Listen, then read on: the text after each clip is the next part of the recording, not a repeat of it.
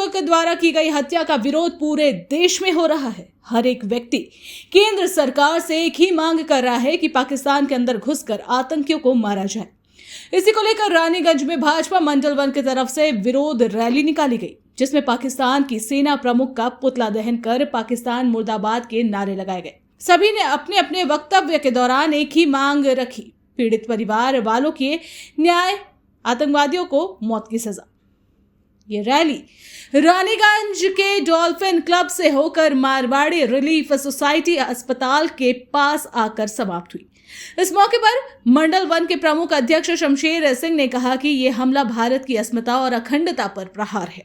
उन्होंने घायलों के जल्द स्वस्थ होने की कामना की। रानीगंज भाजपा प्रवक्ता दिनेश सोनी ने कहा कि कहा जाता था कि आतंकवादी का कोई धर्म नहीं होता, फिर क्यों आतंकवादियों ने सिर्फ हिंदू को ही निशाना बनाया?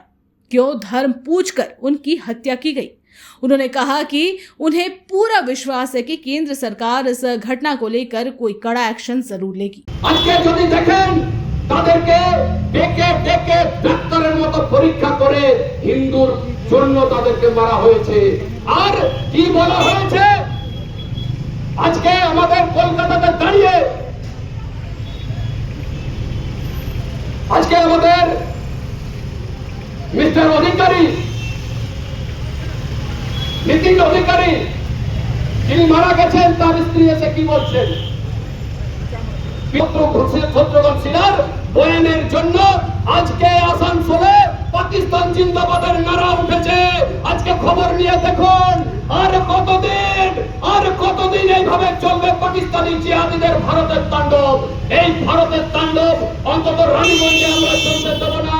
2018 আমরা দেখেছিলাম রানীগঞ্জকে ধ্বংস করার জন্য ধ্বংসলীলা এরা নেমেছিল।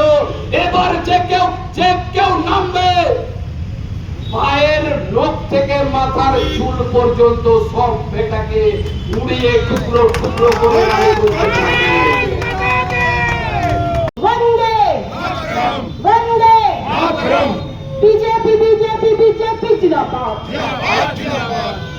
আজ আমরা উপস্থিত হয়েছি এই পথসভায়।